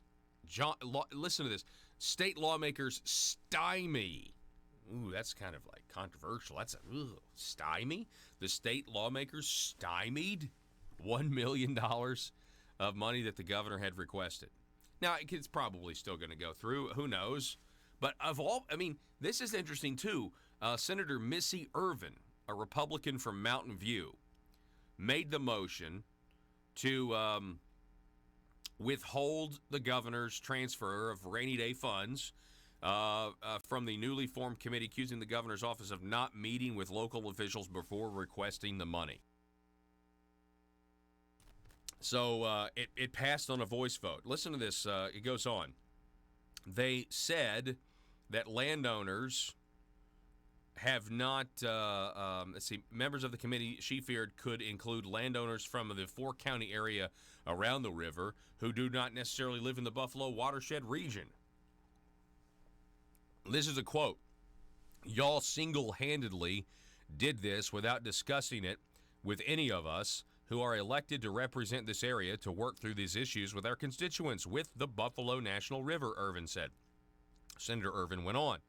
We have been through so much on this issue, and we have tried so hard to work through it. It's incredible. It's incredibly disrespectful. It's ridiculous that this happened the way it happened. Again, the Republican from Mountain View said, Senator Missy Irvin. So in a statement Friday, the governor said failure to approve the $1 million transfer in private funds pledged by the, apparently there's another, the Nature Conservancy. They have pledged $1 million, and the governor's saying because they're not giving me the $1 million, it may jeopardize this other $1 million that this Nature Conservancy and the Buffalo River Foundation have pledged. The failure to approve the appropriation today, the governor said, will delay this money being available to farmers, but I hope the legislature will return soon to approve the funding. So when I originally reported on this story last week, when we knew this meeting was coming up on Friday, Senator Terry Rice was one of the ones that held up the initial request to wait until the full legislative council could meet. The legislative council's a select group of legislators that kind of, I don't know, they kind of provide oversight. That's the goal, and kind of run the state when they're not in official session. It says here, the wording of the letter of that letter. There was a letter on October 1st to the chairman of the Legislative Council. Hutchinson wrote that the rainy day funds would be used to support projects, quote, including but not limited to the following: voluntary best management practices for farmers and landowners, regulations. The wording of that letter, specifically the phrase "but not limited to," drew concerns from several lawmakers. Quote, Senator Hickey, that's way too broad for what I think this body's supposed to do as far as oversight. Terry Rice raised similar concerns earlier in the week, talking about the closure of C&H hog farms. Interesting stuff that the legislator moved to not give the governor the money he requested. I haven't heard of that happening in a while. Or, you start to even start thinking even bigger in terms of, legislatively. I guess I've got some nieces, and they're in public school in Texas, of all places. And, I mean, man, you just wouldn't believe some of this climate change rhetoric that's now being taught. They're scaring these kids to death. I mean, they think that they're not going to live to their 18th birthday, some of them. And so this is a curriculum, I'm sure, that's being taught in some schools in Arkansas as well. And at some point you get to the point where you're like, right, okay, well, are we going to bail on the public school system and start to seek other opportunities elsewhere? And I think, honestly, the only way you would get, in some cases, it may be, and I don't want to, the only way you might get to the point where the parents have control and the school board has more control is if the money starts to follow the parent. Because once that happens, there won't be any of this politically correct nonsense that the majority of people disagree with. We're not talking about violating anybody's rights. We're just, like you said, the moral standard. All of a sudden now, the personal moral convictions of the majority are now reflected in the curriculum and what's acceptable behavior, what's not acceptable behavior. Paul, I talked to multiple religious leaders in our community, church pastors and others, over this issue, and told them, expressed to them, as a legislator, my goal is to protect religious freedom. It's not to force religion on other people. Correct. It's to protect the people's right to choose and express their religion. And at some point, our Constitution calls for a free public education for all. When that was written, the original intent was very narrow. It was for the reading, writing, and math and the core curricula. And our schools since then have expanded that definition of education tremendously. But that was never the original intent. And at some point, people are going to say, I'm done paying for those social issues and moral issues. I want my child, and I want to use my money as I can. I've drifted away from a quest for quality. No, but it's very much connected in a lot of ways. Absolutely. And that's why we're doing this event on Tuesday. We want to have these kinds of conversations and not talk past each other, but listen. And be respectful of what our Constitution says, the freedom that offers all people, the liberties that it offers all people, and our laws protect those freedoms and those liberties. Yeah. However you identify, whatever your moral and religious convictions are, our Constitution protects those. I shouldn't say whatever they are, because there are some that are outside the norm. Yeah, but that's good. But that's the premise. I appreciate and you. I hope our community leaders will come. Yeah. And if you can encourage our mayor's office to come, our county. Need your daily news fix? Don't forget to tune in to Conduit News Radio with Paul Harrell. Welcome back, ladies and gentlemen. Thanks so much for being with us today. Some of you just having your first sip of coffee. You're on your way into work. I just want to say good luck today. It's going to be a good one. And thanks for starting your week with us here. It's the intersection of conservative ideas and reality. We're building a liberty machine here. We need your help. You're listening, so you're already helping just by listening to us. Folks, he's the co-founder and executive director of the City of Hope Outreach, which is a 501c3 nonprofit in Conway, Arkansas. The mission is to provoke hope in individuals, families, and communities. His name is Dr. Philip Fletcher. He joins us now, calling in from Conway. Dr. Fletcher, great to meet you, have you on the program for the first time, sir. Hey, thank you, Paul. Good to be here. So the reason I'm having you on is because you're going to be in Jonesboro speaking at this Quest for Quality Life coming up tomorrow. It's hosted by Dan Sullivan, 6:30 to 8, First National Bank Community Room. Let me ask you this. What do you hope to accomplish at this event? Well, I'm the outsider coming to Jonesboro, and I hope to provide just a perspective on what quality of life looks like for Arkansans in general, and just bringing some of the lessons that I've learned and the work that I have done and my organization has done City of Hope outreach here in Conway the last 12 years, and even more specifically, addressing quality of life. What does it look like for all people in a given area? Quality of life is going to look different for people because a host of different reasons. Obviously, people are free to choose what it is that they want to do in life. People have different goals in life, different educational backgrounds, so on and so forth. So, that ultimately, those factors contribute to the outcome for people's quality of life.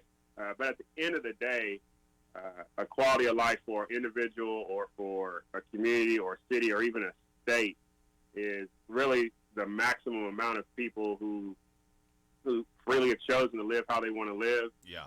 Obviously, without impacting other people, not harming them. But then people are benefiting and helping one another, organizing together freely. Because you're going to always have in any given situation some that have a lot, some that have some, and some that have little. And so how can those individuals, even sitting around at the same table, provide their voice to affect their situation? So that's what I hope to bring to the table tomorrow night. So I'm reading your resume right here. Yes, sir. You have Bachelor's of Arts in Ethnic Studies from the University of California at Riverside, Master's of Arts in Theology and Apologetics from Liberty University. I like that one. That's my favorite one. And a doctorate in organizational leadership from Regent University. What's your, beyond that background, what is your story? When did you know you wanted to do something like the City of Hope outreach? Yeah, so born in Louisville, Kentucky, moved to California when I was 10. My dad got a job promotion, so we moved out there. Graduated from college, met my beautiful wife, Nicole. We've been married going on 22 years in December. And we have 3 kids, a son at Henderson State, a daughter at the junior college in Morrilton, about to have another daughter graduate high school. And so that's my family. In California, after we got married, I joined the military because we needed to do something different. It was getting expensive in California. So this is back in 1998. It was expensive. So if you follow anything that's going on with California, it's even more expensive now. Mm-hmm. So joined the military, entered as a enlisted 92 Yankee, and then got my commission as a armor officer or a tanker, and spent the rest of my years deployed overseas, Korea, served in OIF-3, Iraq. And then when I got back to go to what was called a command course to do company command, I chose a different route and wanted to apply to become a military chaplain. But I had to come off active duty. So we moved to Arkansas. My in-laws live here in Conway. Moved here, was going to finish my seminary degree, which I did. But God had a different plan. I was coming home from work in Little Rock one day and spoke to my heart and make a right on this street called Robbins. There's a trailer park back here, and the rest is history. So me, my wife, and our 3 kids, they were little at the time, we just did ministry every Sunday. The trailer park, pretty huge, low income, disabled persons. And we started serving the community and became a nonprofit, City of Hope Outreach. And we began doing work in 3 different communities here in Conway, and then started some work in southeast Arkansas in a city called Mitchellville outside of Dumas, and Eudora near Lake Village. And we focus strategically on education, housing, and community development. So we do after-school programs for kids. We have a home for men who are homeless. We're raising money for a housing project called Hope Village. We do some community development, a jobs program for foreign homeless guys and women, just a host of different things. And so I've been doing that for the last 12 years. Love it to death. Wow. Couldn't think of anything else I could do right now. That is amazing. So you guys essentially, and I love the story that you were driving and you felt that you needed to take a right on a certain street. Yeah. I just want to. I have to take this opportunity. That happens. I think that happens to me. That happens to a lot of people out there. Sometimes I ignore it. I just want to take the opportunity to say, don't ignore it when that happens. Right. You're right. You are right. So you go. So you make this. You make this right turn. You go, and you guys are meeting people's needs, forming relationships, and people are realizing, hey, here, that they are loved. And I guess I'm curious as like, what kind of results do you see from that? I mean, are people getting out of their situations? Yeah. So one of the things I had to learn, and a lot of this is from my military experience, you got to be able to play the long game. Nothing happens overnight because an individual has a vote. They make choices as to how fast they want to move, what it is that they want to do to affect their situation. We're not coming in forcing anybody to do anything. We want to simply provide the resource, create a space for opportunity, give some wisdom, and then that individual or family has to, make those choices. And, like anybody else in life, people go through a decision-making process as to what resources they're going to access, what opportunities they're going to take and not take. So the success is really over time. I don't count nickels and noses. I count change over time. And because of that, we've had people who started out in very hard situations. They've been on our board. I have some that work in my organization now on my staff. I have others who, they've chosen to remain in the communities they live, but they help out other people, and they share resources or get people who are in need connected. And ultimately, I'm measuring success in how are people realizing that they can take whatever it is they have, whatever little they have or how much they have, and they can use it not only to impact their own life, but impact somebody else's. And that's really a beautiful thing for people to see that they have an opportunity to choose Paul, and not really measure it always on the amount of money they have, but really how they feel about themselves and how they can help other people. To answer your question. We're talking with Dr. Philip Fletcher. He's going to be in Jonesboro tomorrow night at 6:30 at the First National Bank Community Room. It's this event, Quest for Quality of Life. He is, again, the founder and executive director of the City of Hope Outreach, which is a 501c3 nonprofit in Conway, Arkansas. And the mission, I want to read the full mission statement here. The mission of COHO is to provoke hope in individuals, families, and communities for the glory of God. And so I gotta ask this next question. Poverty is not necessarily just a material thing, a lack of material thing. A lot of times it's the relationships and that are decaying around them and that sort of thing. And so I'm curious. There's got to be an immense amount of opportunities to share the gospel with people, and how that the reconciliation with God also allows you to reconcile with your fellow man, right? That's correct.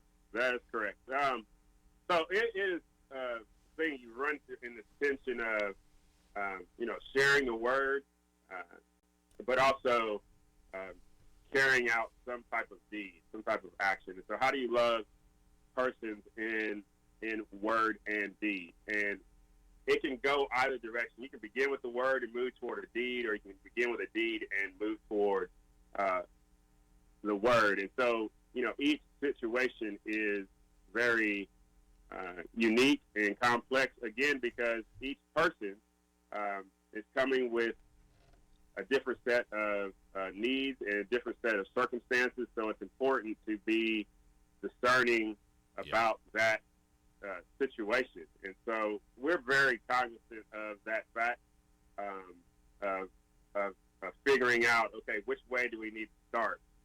Like our guys at our Hope Homes, one of their things they have to sit through is they go through a Bible study on Wednesday as part of their program that they participate in. But then also they partake in actually carrying out deeds to help the community.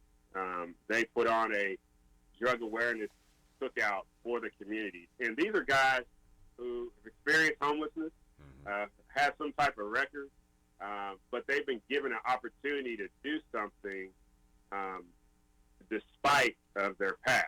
They've been looked at and seen, hey, that's your past, we got it, but how can we move forward? And the best way to move forward is sometimes not to look at yourself, but look at somebody else and see what they need. And so I love seeing those guys put on this cookout. They do it every spring. And then they help out in our gardens. They help distribute food. And so things that they may hear on Wednesday, hear in word, then they carry out throughout the week. And so we try to really infuse that in as many people as possible. And again, like I said previously, see change happen over time. Yeah. Because each situation is different. Wow.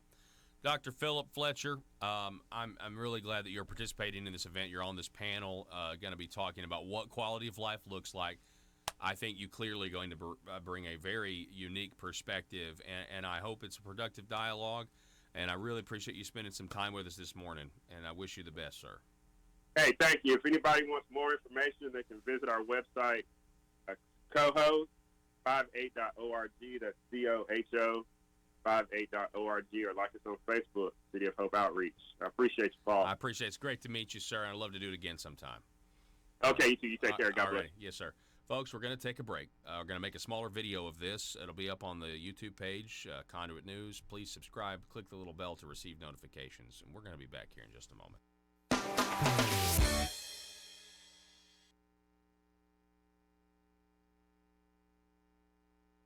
Judge or other county elected officials and other elected officials in our community, please encourage them to come. Yeah. You know, again, you talk with Iverson and the listeners had a good sense of him. Once you talk to Phil Fletcher, Yeah. you'll be so impressed. Yeah. You'll want to have him back. And the same thing with Felicia. Yeah, it's going to be a great panel. It'll be a You've great assembled panel. a fantastic panel. It's going to be And really I good. won't be on it, by the way. Yeah, yeah. We're going to let those other folks talk and let our people listen and share. Real quick before we go, how's your campaign for Senate going? Is it going good? It's going really well, and I appreciate the question. You know, we're excited about the campaign. I'm running for the Senate against current Senator John Cooper. Matter of fact, I just sent John an email yesterday asking him for 3 debates before the primary. So I haven't had a response yet, but I look forward to John and me sitting down around the table and maybe on 3 different topics. Maybe we can even come on your show and do a debate. Maybe Well, I mean, they're certainly welcome, email. but something tells me that he would. John might think that I'm a little biased. Well, whatever the format is. I don't know why. Wherever I don't we know go. why. Well, you know, I could just ask the questions. voters of our district deserve for us to sit down and have a real agree with conversation about the issues, just like And you and I I'll talked just play today. your answers on the radio. That's what I will do. I'll just come record it, and we'll play the answers on the radio. Well, Then I'll- when John responds, I'll let you know because we'll set up the venues and locations, and Okay. I'm sure we'll have some. Well, that's good. Yeah, it's always good, and that's the primary's March 3rd. March 3rd. March 3rd. Early so- voting is 2 weeks prior. Yeah, it's going to be an interesting primary season. Really, we'll be looking at these races all across the state. State Representative Dan Sullivan. Who's next to Zipline? Me, and I'm really excited about this. Sir, I'm sorry. The Zipline has a 350-pound weight limit, and frankly, I do not think it would be safe for you. Oh, that's okay. I self-identify as 180 pounds, so it's cool. Sir, that doesn't make any sense to me, and I'm afraid we can't let you ride the Zipline. You're too heavy. I'm sorry. I can't believe this. I thought we had evolved as a society. I thought this was America, but I guess this is just my plight. First slavery, and now fat shaming. Sir, again, I'm really sorry. You listen to me. If you don't let me ride, not only will I sue this company for discrimination, I will sue you for damages because right now my feelings are so hurt, and I feel embarrassed because I'm holding up the line. Wouldn't be the first time. Watch it, mister. Look, okay, I'm sorry. I just don't think it would be safe for you. You don't understand. I self-identify as skinny. So you have to let me ride the zip line. The Constitution says so. I get to define my own reality. Okay, fine, whatever. Ride the zip line. Mike, let this man ride the zip line. Thank you. Now watch as my self-identity trumps your bigotry. See you on the other side, racist. Here I go!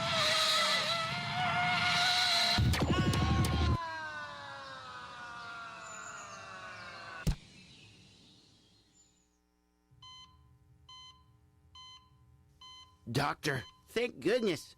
What's the prognosis?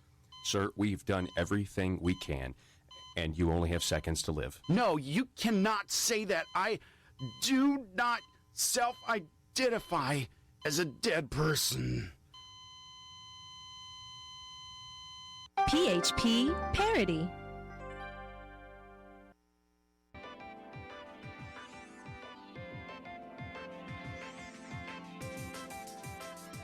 Conduit News Radio with Paul Harrell is building a liberty machine. Find out more at conduitnews.com.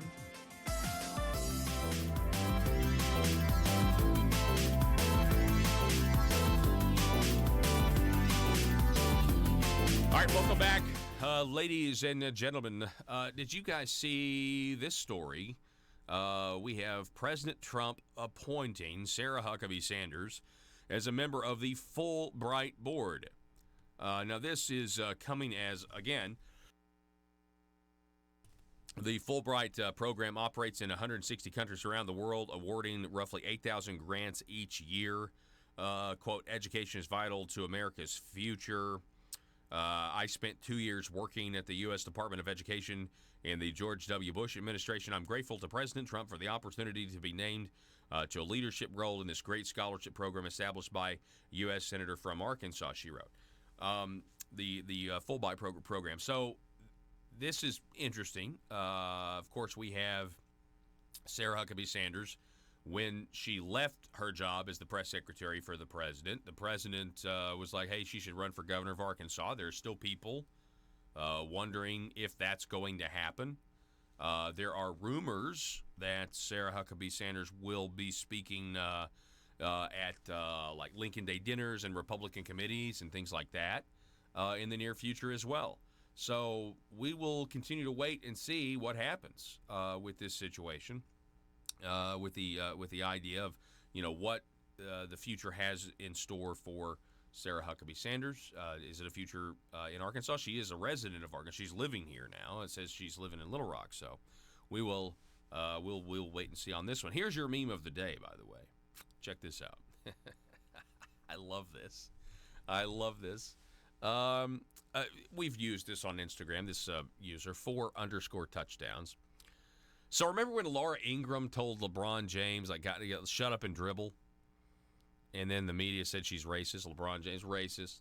You're a racist white lady, Laura Ingraham. Well, remember when the Chinese told LeBron to shut up and dribble? If you want to see it. Excuse me, I'm coughing this morning. If you want to see it, go ahead and go to Conduit News. We're going to post it up on Twitter here in just a minute at Conduit News. Shut up and dribble. She's racist. Shut up and dribble. Okay. I'm going to start dribbling.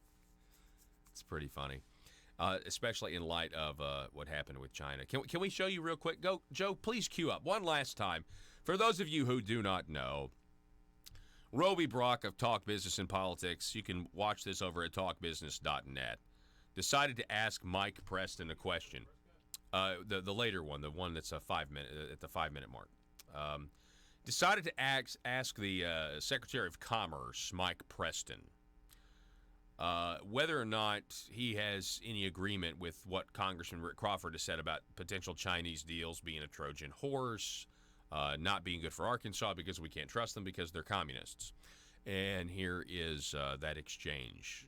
This was yesterday on Talk Business and Politics. Money, but things have really kind of been in a holding pattern. Representative Crawford has spoken on the record about his concerns about Chinese investment in the U.S. and in Arkansas in particular. I think 3 projects are in his congressional district. as a matter of fact. Are his concerns warranted, the things that he's brought up? You know, as a member of the Intelligence Committee, I'm sure he sees information that I'm not privy to, so he knows things that we don't. I know that China is the second largest economy in the world. We need them to continue to be prosperous. They need us to continue to be prosperous.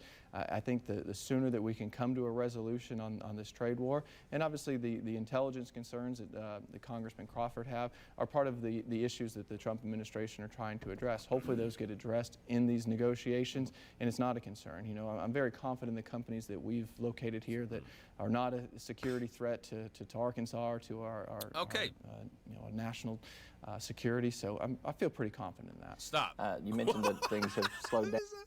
I feel pretty confident that they're not a threat. Boy, interesting that you basically start your answer to the question, Mike Preston, Secretary of Commerce here in Arkansas, by legitimizing Rick Crawford's concerns, saying that he's on the Intelligence Committee and has information that nobody else has. But we're going to ignore it because, I'm probably pretty confident that, I'm pretty confident that they're not a national security threat. Okay, yeah, sure. Who are you going to believe? By the way, not a way to win a debate at a debate question, like legitimizing the concerns, but then saying, but nah. We don't need to worry about that at all. That interview was not good for the Hutchinson administration. Let me just tell you, it wasn't good. But I am glad. Kudos to Roby Brock for asking the question. Now the next question needs to be: does Asa Hutchinson support a free Hong Kong? That would be the next question, wouldn't you say? Wouldn't you think that would mean to be it? In other news, and this is Arkansas news.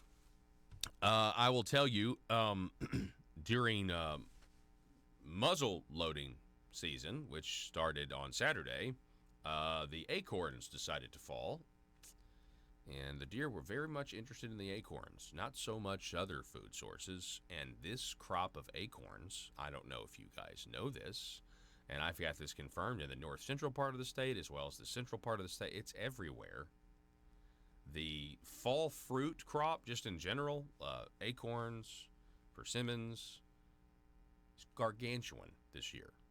Now, I don't know anything about Farmer's Almanac or what people say or blah, blah, blah, blah, blah. But I'll tell you this, the way the theory goes is when that happens, that's the trees giving the animals the food they're going to need during a hard winter. So some people are now starting to say that there's a hard winter that's gonna come. Now I don't know if that's the case or not, but folks, the acorns, when I was in the woods this weekend, unsuccessfully harvesting a deer, were the size of my thumb. I'm not kidding you. They were humongous. I have never in my life seen acorns as big as they were. Also, one last thing let me leave you with before you go start the rest of your Monday. Tom Fitton of Judicial Watch tweeted this over the weekend. Both the New York Times and the Washington Post have headlines that falsely report the State Department analysis found no deliberate mishandling of classified info tied to Clinton email abuse. This is false and contradicts the plain words of the report. Okay? As a new State Department report finally actually admits to 600 classified information violations tied to Clinton and her email scheme. Only Judicial Watch is in federal court demanding answers, the court now considering whether to require Mrs. Clinton to answer questions under oath in person. People, the Washington Post, the New York Times, are attempting to clear Clinton because I think they want her to run for office again. And again, and then I'll kind of rehash this. Tulsi Gabbard is now in the news. Everybody's lauding her for standing up to Hillary Clinton. Tulsi Gabbard is just, on the issues, is just a typical socialist Democrat. That's what you have to understand here. And I think this is all theater. I don't believe it a second, because John Podesta funded Tulsi Gabbard's campaign to win Hawaii's House race in the first place. They're all in it together. Go look at some of the photos of Tulsi Gabbard posing with Antifa thugs. Go look at her, some of the other weird photos that she has. Some of the professional relationships. She's just like everybody else. And what I believe is happening, and I hope I'm wrong, but I think there's no way Tulsi Gabbard gets the Democrat nomination but they set her up to run as an independent, a la Ross Perot, to try to siphon votes away from Trump, actually. For those never-Trump Republicans like Mitt Romney who support his impeachment, who are saying, I just can't do it. I think that's their best bet now, and they're doing this because they know Trump won't lose. Broadcast